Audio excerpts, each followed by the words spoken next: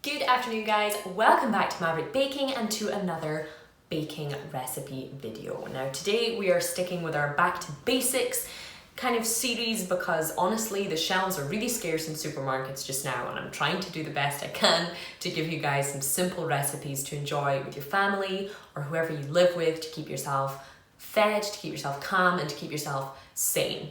Today's recipe is going to be banana bread. Let's get into it.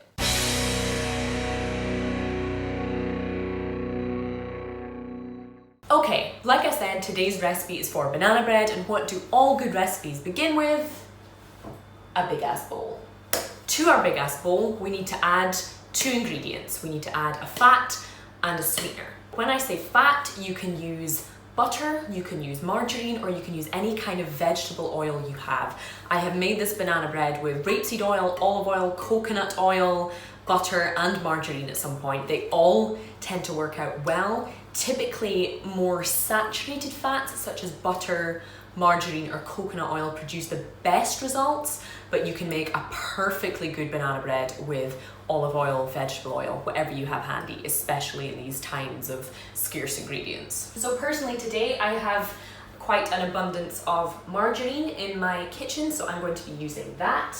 It's also nice and cheap if your budget is kind of restricted right now. It doesn't look like a lot, but with the amount of moisture that we're going to add later from eggs and from bananas, that's no big deal. As I said, the next step is a sweetener.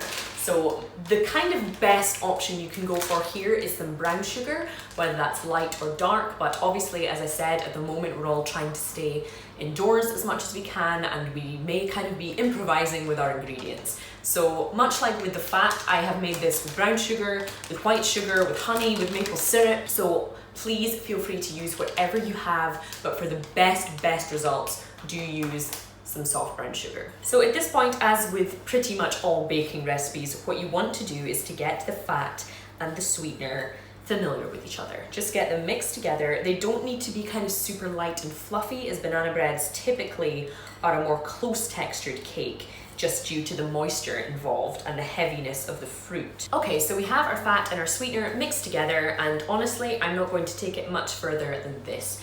Basically, it's just a fairly soft kind of beige mixture of that margarine and the brown sugar. That is where I'm going to stop, and we're going to add some eggs. Now I know eggs are quite scarce in the supermarkets just now, but all you will need for this recipe is two little eggs. So we're adding these eggs just one at a time. You can whisk them in, you can use a spoon, you can use a spatula. This recipe is very easily customizable depending on what you have.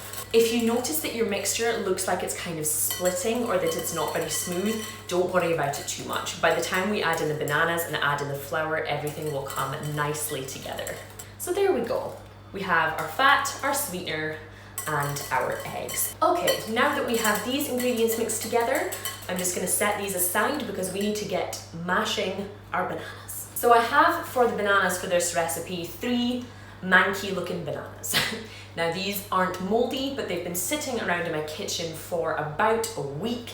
You want them to either be just nice and covered in spots or completely black, to the point that if you squeeze it, it kind of gives and you can feel it almost liquefying inside. Sounds disgusting, but makes fantastic baked goods. You want to pull off these kind of stringy bits on the banana because they can add a bit of a kind of bitter flavor, and they can also sometimes hold up in the baking, and no one wants stringy banana bits in their banana bread. So what we're going to do is we're going to put our banana into our bowl and we're going to whisk again. So at this point the mixture won't look particularly pretty. It will look like lumpy beige goo, for want of a better word. So everything is all kind of nicely mixed together. It's time to add the flour. So for this recipe, I tend to just use a standard plain flour. Again, I know flour has been really difficult to come by recently. I have made this with oat flour before, and I have made it with some gluten-free flour. I wouldn't recommend it for the best results, but if you're desperate to use up those manky bananas, feel free to experiment. The best results you will get from just standard plain white flour if you can get it. To our bowl, we are also going to add some salt. If you have sea salt, great. If you don't, great. Use whichever kind of salt you have, just a generous pinch. We are then going to add some raising agents. So I like to use a mixture of baking powder and bicarbonate of soda just for the best and most stable rise. So we have our flour, our raising agents, and our salt in here. We're just going to give a nice whisk until everything is just come together into a kind of lumpy looking mixture. A bit like when you're making muffins, this isn't going to be silky smooth because there are chunks of banana and a lot of dry ingredients in here, but it will bake into a lovely moist banana bread. So what we're going to do now is we're going to transfer this mixture to a greased and lined loaf tin. You can also make muffins out of this recipe if you have a cupcake or muffin tin. But I would recommend if you do that to put them directly into the tin and not into cases, as they can stick just because this is a nice moist recipe. I'm going to be baking this into a classic banana bread loaf shape today. So you want to grease your tin, whether it's with butter, with oil, or with baking spray. And then if you have greaseproof paper, if you have tin foil, whatever you have, this just helps the banana bread stop from sticking to the bottom of the tin.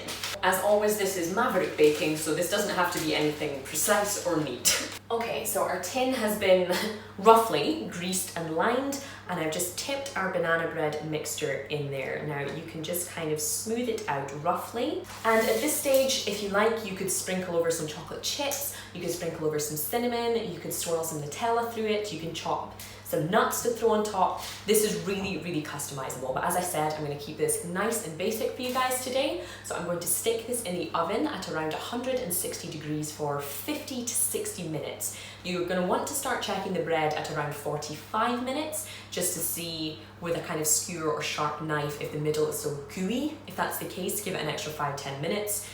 Just use your instinct after about 45 minutes. Let's get this in the oven. Okay, so a couple of hours has now passed. My bread took exactly 55 minutes in my oven. It may take slightly more or slightly less in yours. So as I said, just keep an eye on it. So as you can see, it's a nice kind of even color all over. She's not the prettiest of cakes, let's be honest, but she's here to serve a function, and it's not to be appealing to the eye. But obviously at this point, if you would like to beautify her at all, you can dust it with icing sugar, you can drizzle it with melted chocolate, you can spread something over the top, you can do whatever you like to it, to be honest. You can just slice it in half and then just eat it with your bare hands if you like. I'm not going to judge. I also would advise letting the banana bread cool completely in its tin. This is just because, much like a lot of kind of delicate or heavier damp cakes, if you take it out of the tin straight away, it can kind of collapse under its own weight because there's a lot of warmth, a lot of moisture still in there. So once some of the kind of steam is released and it's cooled and it's a bit more firm and sturdy, it's less likely to collapse and you'll keep those nice straight sides. So enough chat, let's get in and let me tell you what to expect from the taste and texture of this banana bread.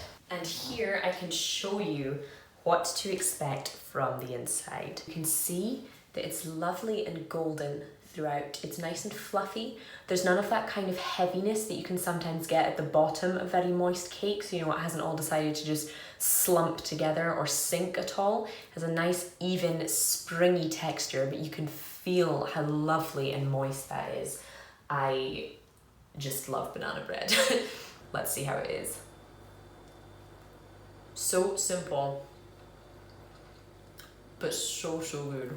It's fluffy, but it's still super lovely and moist. It's not too sweet, it's just that perfect kind of balance between cake and bread, if that makes sense. It's perfect for breakfast, it's perfect as a snack, it's so good and so simple. It does take a little bit of time in the oven, and it does take a little bit longer to bake than the past kind of basics recipes I've shared with you, but honestly it's worth it. And the best thing about this recipe is that with time it actually gets better. So even though it's delicious while it's just kind of fresh from the oven, tomorrow morning and the morning after it will be even more kind of banana-y and more moist, and just all the flavors kind of develop together and they're just so good.